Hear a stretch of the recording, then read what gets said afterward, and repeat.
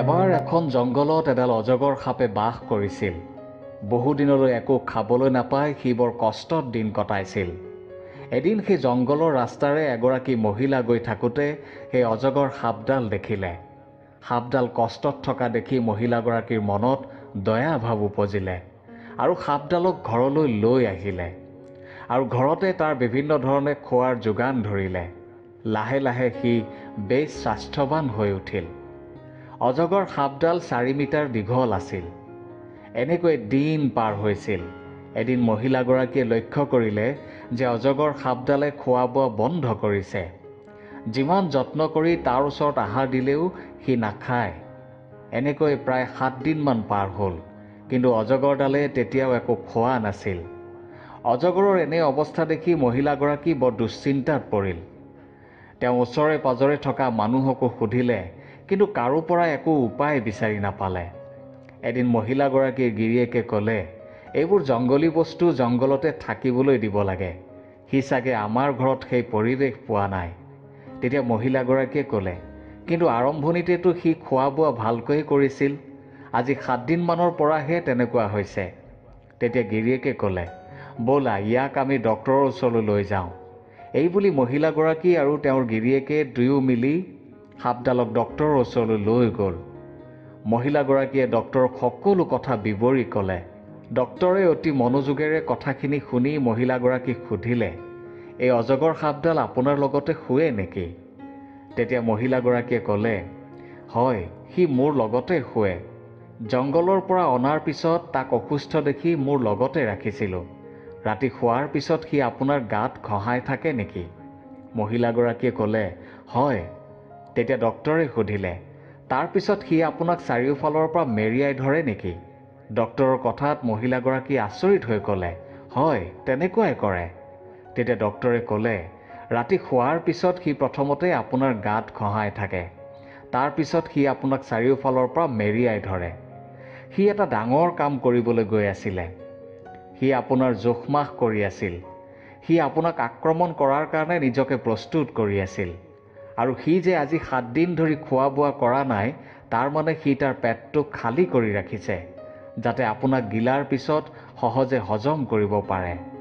ডক্তৰৰ কথা শুনি মহিলাগৰাকী আৰু আচৰিত হৈ পৰিল। আমাৰ মানুহৰ জীৱনতো এনেকুৱাই হয়। আপুনি হয়তো ভাবে যে আপোনাৰ আশে পাশে থকা মানুহখিনি আপোনাৰ শুভকাংক্ষী, আপোনাক অসম্ভৱ ভাল পায়। কিন্তু কেতিয়াবা এনেকুৱা হয় যে আপোনাৰ ওচৰত থাকি আপোনাৰ ক্ষতি কৰাটোৱে হৈছে তেওঁলোকৰ প্ৰধান উদ্দেশ্য। আপুনি ভুল নকৰিলেও কেতিয়াবা আনে আপোনাক ভুল কৰা বুলি ক'ব পাৰে। তেনে পৰিস্থিতিত মৌন হৈ থকাই শ্ৰেষ্ঠ, কাৰণ চিঞৰি চিঞৰি কেতিয়াও নিজকে শুদ্ধ বুলি প্ৰমাণ কৰিব নোৱাৰি। কেৱল নিজৰ কামেৰেহে তাক প্ৰমাণ কৰিব পাৰি। কোনোবাই যদি আপোনাক প্ৰশংসা কৰে তেন্তে আনন্দিত নহ'ব। কোনোবাই যদি আপোনাক ঠাট্টা কৰে তেতিয়া দুখীও নহ'ব। মনত ৰাখিব, মানুহৰ কথাত সোণ কেতিয়াও কয়লা নহয়। প্ৰয়োজনতকৈ অধিক থাকিলে সকলো বিষ হৈ পৰে। সেয়া আপোনাৰ ভালপোৱা, সেয়া আপোনাৰ ক্ষমতা, সেয়া আপোনাৰ ধন সম্পত্তি, সেয়া আপোনাৰ প্ৰশংসা আদি সকলো হ'ব পাৰে। মানুহৰ এটা আচৰিত স্বভাৱ, যিমানেই আপোনাৰ মূল্য থাকিব সিমানেই আপোনাৰ সমালোচনাও থাকিব। এগৰাকী বেয়া মনৰ ব্যক্তিৰ লগত থকাতকৈ এডাল বিষধৰ সাপৰ লগত থকাই ভাল। কাৰণ এডাল বিষধৰ সাপে আপোনাক এবাৰহে দংশন কৰিব, কিন্তু এগৰাকী বেয়া মনৰ ব্যক্তিয়ে আপোনাক জীৱনত সময়ে সময়ে দংশন কৰিব। জীৱনৰ এই 6টা নীতি সদায় মনত ৰাখিব। ভগৱানক প্ৰাৰ্থনা কৰাৰ আগত বিশ্বাস কৰিবলৈ শিকক। কথা কোৱাৰ আগত কথা শুনিবলৈ শিকক। খৰচ কৰাৰ আগত উপাৰ্জনৰ চিন্তা কৰক। কিবা এটা লিখাৰ আগত চিন্তা কৰক। পৰাজিত হোৱাৰ আগত চেষ্টা কৰক। আৰু মৃত্যুৰ আগত জীয়াই থাকিবলৈ শিকক। জন্ম হোৱাটো মানুহৰ ভাগ্যৰ কথা, মৃত্যু হোৱাটো সময়ৰ কথা, কিন্তু মৃত্যুৰ পিছতো মানুহৰ মনত জীয়াই থকাটো মানুহৰ কৰ্মৰ কথা। যিয়ে ভুল কৰিছে তেওঁকহে ক্ষমা কৰক।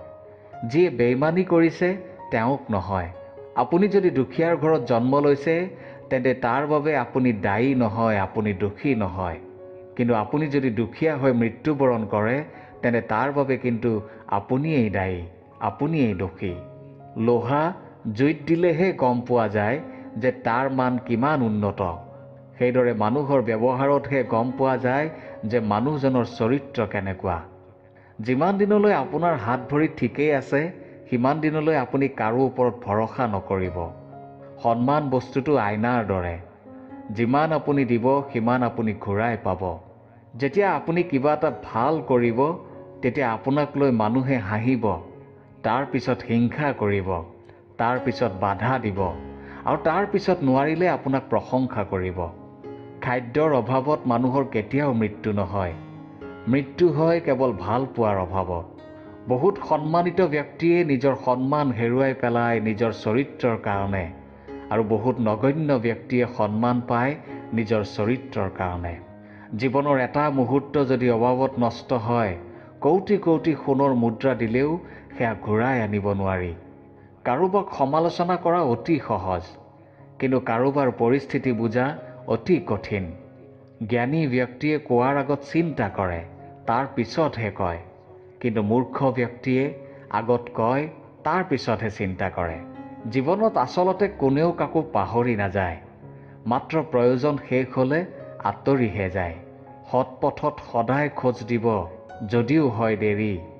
অসৎ নাৰীক কেতিয়াও বিয়া নাপাতিব যদিও হয় তেওঁ পৰী।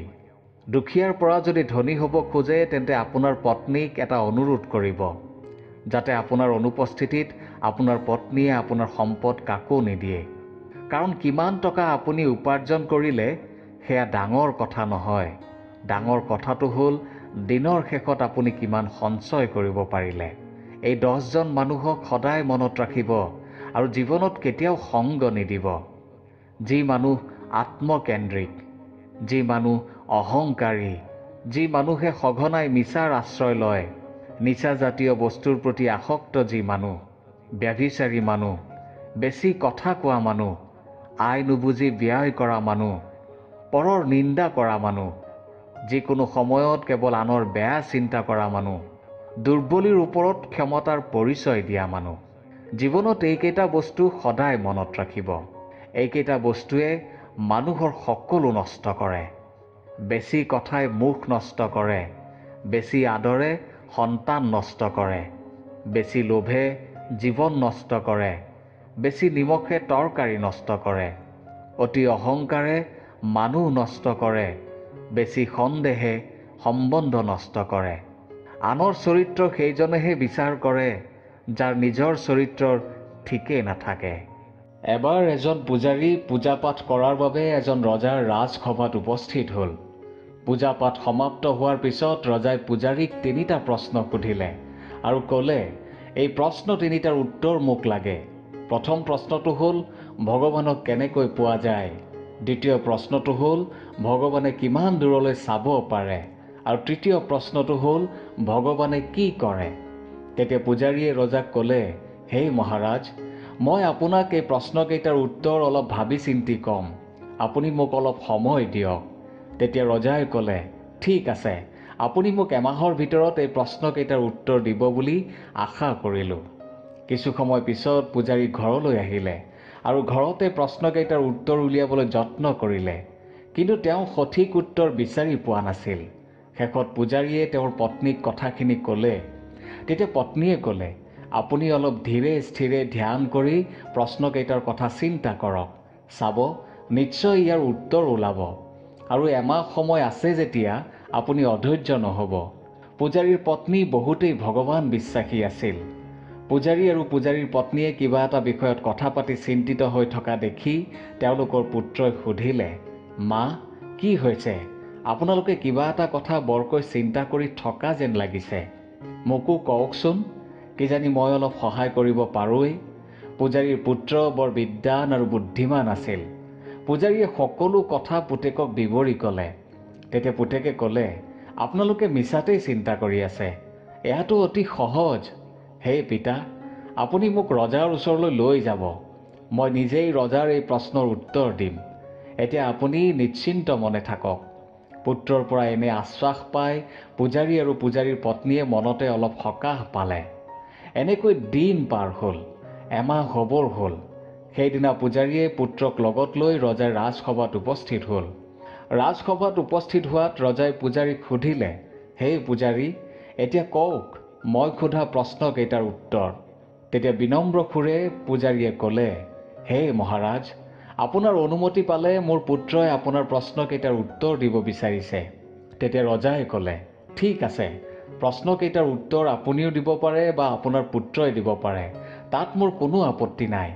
ৰজাৰ অনুমতি পাই পূজাৰীৰ পুত্ৰই ৰজাক এগিলাচ গাখীৰ আনিবলৈ ক'লে। ৰজাৰ আদেশত সৈনিকে এগিলাচ গাখীৰ আনি পূজাৰীৰ পুত্ৰক দিলে। পূজাৰীৰ পুত্ৰই গাখীৰৰ গিলাচটোত আঙুলি এটা সুমুৱাই কিবা কিবি চাবলৈ ধৰিলে। পূজাৰীৰ পুত্ৰৰ এনে কাৰ্য দেখি ৰজাই সুধিলে, এয়া তুমি কি কৰিছা? তেতিয়া পূজাৰীৰ পুত্ৰই ক'লে, হে মহাৰাজ, মই মাখন বিচাৰিছোঁ। কিজানি এই গাখীৰৰ গিলাচটোত ক'ৰবাত মাখন লাগি আছে। পূজাৰীৰ পুতেকৰ এনে কথা শুনি ৰজাই জোৰে জোৰে হাঁহিলে আৰু ক'লে, গাখীৰৰ পৰা কেনেকৈ মাখন পাবা? প্ৰথমে গাখীৰৰ পৰা দৈ বনাব লাগিব, তাৰপিছত গৰম কৰি ঘিউ কৰিব লাগিব, তাৰপিছত মন্থন কৰিলেহে মাখন পোৱা যাব। তেতিয়া পূজাৰীৰ পুতেকে ক'লে, এয়াই আপোনাৰ প্ৰথম প্ৰশ্নটোৰ উত্তৰ। ভগৱান সকলোৰে আত্মাত বাস কৰে, কিন্তু আপুনি ভগৱানক জানো এনেই দেখিব, এনেই পাব? ভগৱানক পাবৰ বাবে আপুনি কষ্ট কৰিব লাগিব, বিশ্বাস কৰিব লাগিব, ধ্যান কৰিব লাগিব, তেতিয়াহে আপুনি ভগৱানক পাব। কথা শুনি ৰজা অতি আনন্দিত হৈ পৰিল আৰু পূজাৰীৰ পুতেকক দ্বিতীয় প্ৰশ্নটোৰ উত্তৰ দিবলৈ ক'লে। তেতিয়া পূজাৰীৰ পুতেকে এগছি চাকি বিচাৰিলে। ৰজাই সৈনিকৰ হতুৱাই চাকি এগছি পূজাৰীৰ পুতেকৰ সন্মুখত থলে। তেতিয়া পূজাৰীৰ পুতেকে ৰজাক সুধিলে, হে মহাৰাজ, এই চাকিগছিৰ পোহৰ কোনফালে গৈছে? তেতিয়া ৰজাই ক'লে, এয়ানো কি কথা? সকলোৱে দেখিছে যে চাকিগছিৰ পোহৰ চাৰিওফালে গৈছে। তেতিয়া পূজাৰীৰ পুতেকে ক'লে, হে মহাৰাজ, এয়া আপোনাৰ দ্বিতীয় প্ৰশ্নটোৰ উত্তৰ। ভগৱান আমাৰ চাৰিওফালে আছে আৰু তেওঁ সকলোকে দেখে। তেওঁৰ জ্যোতি চাৰিওফালে বিদ্যমান। তেওঁৰ ওচৰত আমাৰ সকলোৰে কৰ্মৰ হিচাপ নিকাচ আছে আৰু সেইমতে তেওঁ আমাৰ কামৰ ফলো দিয়ে। কথা শুনি ৰজা আৰু অধিক আনন্দিত হৈ পৰিল আৰু ক'লে, এতিয়া মোক তৃতীয় প্ৰশ্নটোৰ উত্তৰ দিয়া যে ভগৱানে কি কৰে। তেতিয়া পূজাৰীৰ পুতেকে ক'লে, এই প্ৰশ্নটোৰ উত্তৰ আপুনি শিষ্য হিচাপে জানিব বিচাৰিছে নে গুৰু হিচাপে? তেতিয়া ৰজাই ক'লে, এগৰাকী শিক্ষাৰ্থী হিচাপে, অৰ্থাৎ এগৰাকী শিষ্য হিচাপে। তেতিয়া পূজাৰীৰ পুতেকে ক'লে, তেন্তে আপুনি আপোনাৰ সিংহাসনৰ পৰা নামি আহিব লাগিব আৰু অলপ সময়ৰ বাবে মোক আপোনাৰ সিংহাসনত বহিবলৈ দিব লাগিব। তেতিয়া ৰজাই অলপ সংকোচ কৰিছিল যদিও উত্তৰটো জানিবৰ বাবে পূজাৰীৰ পুতেকক সিংহাসনত বহিবলৈ দিলে। সিংহাসনত বহি পূজাৰীৰ পুতেকে ক'লে, হে মহাৰাজ, ভগৱানে সকলো কৰিব পাৰে আৰু সকলো কৰে। ভগৱানে মোৰ নিচিনা দুখীয়া দৰিদ্ৰক ৰজা কৰিব পাৰে আৰু আপোনাৰ নিচিনা ৰজাক দুখীয়া দৰিদ্ৰও কৰিব পাৰে। কেৱল হৃদয়ত লাগিব গভীৰ আস্থা, বিশ্বাস আৰু ভৰসা। পূজাৰীৰ পুতেকৰ পৰা এনে উত্তৰ পাই ৰজাই তেওঁক ভূয়সী প্ৰশংসা কৰিলে আৰু পূজাৰীৰ পুতেকক ৰজাৰ ৰাজসভাৰ মুখ্যমন্ত্ৰীৰ বাব দিলে। এতিয়া কথাটো হ'ল যে আপুনি ভগৱানক নালাগে, আপুনি প্ৰথমতে নিজক বিশ্বাস কৰক, তাৰপিছত ভগৱান আপুনি আপোনাৰ বিশ্বাসত আহিব। এবাৰ এজন প্ৰায় ৮-৯ বছৰীয়া ল'ৰাই এটকীয়া এটা হাতত লৈ এখন দোকানলৈ গৈ ক'লে, আপোনাৰ দোকানত ভগৱানক পোৱা যায় নেকি? তেতিয়া দোকানীয়ে নাই নাই বুলি কৈ ল'ৰাজনক উলিয়াই দিলে। ল'ৰাজনে আন এখন দোকানত গৈ একে কথাই সুধিলে, মোক ভগৱানক দিয়কচোন। তেতিয়া দোকানীয়ে হাঁহিলে আৰু যা যা বুলি কৈ ল'ৰাজনক উলিয়াই দিলে। কোনোবা এজন দোকানীয়ে আকৌ পাগল বুলি ক'লে। এনেকৈ ল'ৰাজনে বহুকেইখন দোকান ঘূৰিলে, কিন্তু ক'তো সি তাৰ ভগৱানক নাপালে। এনেকৈ গৈ গৈ সি অলপ দূৰত আন এখন দোকান পালে, কিন্তু সি সোমাবলৈ ভয় কৰিলে, কিজানি দোকানীয়ে তাক গালি পাৰি উলিয়াই দিয়ে। মনৰ দুখতে সি দোকানখনৰ আগতে বহি থাকিল। সেই দোকানখনতে থকা ব্যক্তি এগৰাকীয়ে ল'ৰাজনক বহু সময়ৰ পৰা লক্ষ্য কৰি আছিল। তেওঁ দেখিছিল যে ল'ৰাজন বৰ দুখত আছে। ব্যক্তিগৰাকী ল'ৰাজনৰ ওচৰলৈ গৈ সুধিলে, তুমি এনেকৈ ইয়াত কিয় বহি আছা? তেতিয়া ল'ৰাজনে ক'লে, মই ভগৱান কিনিবলৈ আহিছোঁ, কিন্তু এই দোকানবিলাকত ভগৱান নাপায় বুলি বহুতেই ক'লে আৰু মোক খেদি দিলে, সেয়েহে মই ইয়াত বহি আছোঁ। তেতিয়া ব্যক্তিগৰাকীয়ে সুধিলে, তোমাক ভগৱান কিয় লাগে? তেতিয়া ল'ৰাজনে ক'লে, মোৰ মাৰ বেমাৰ আৰু ওচৰৰে এই হস্পিটেলখনত ভৰ্তি হৈ আছে। ডক্টৰে কৈছে মোৰ মাক হেনো ভগৱানেহে ভাল কৰিব পাৰিব। সেয়েহে মই ভগৱান বিচাৰি আহিছোঁ। তেওঁক পালে মই হস্পিটেললৈ লৈ যাম আৰু মোৰ মাক তেওঁ ভাল কৰিব। আৰু মোৰ ওচৰত মাত্ৰ এটকা আছে।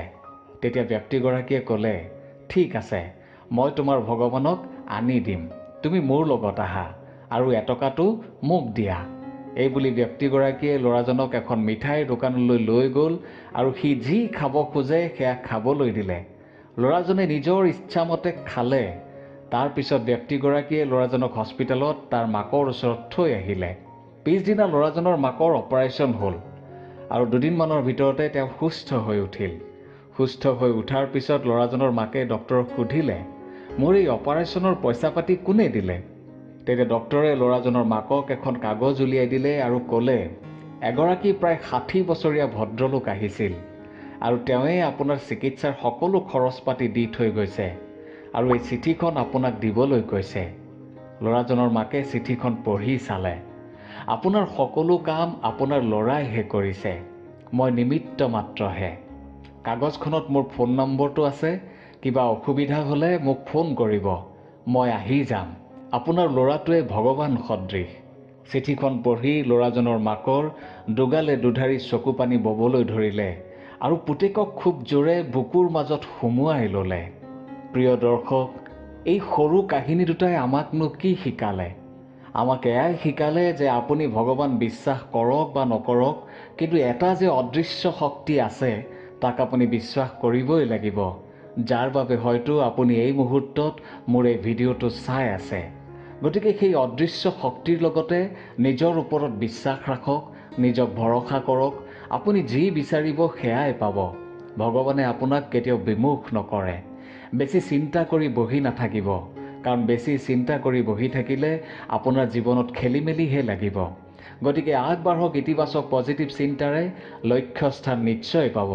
নেতিবাচকৰ পৰা ইতিবাচকলৈ পৰিৱৰ্তন কৰা মোৰ এই যাত্ৰাৰ অংশীদাৰ হওক, মোৰ এই প্ৰয়াসৰ অংশীদাৰ হওক আৰু চাই থাকক, শুনি থাকক মটিভেটৰ নিৰঞ্জনৰ মটিভেশ্যন।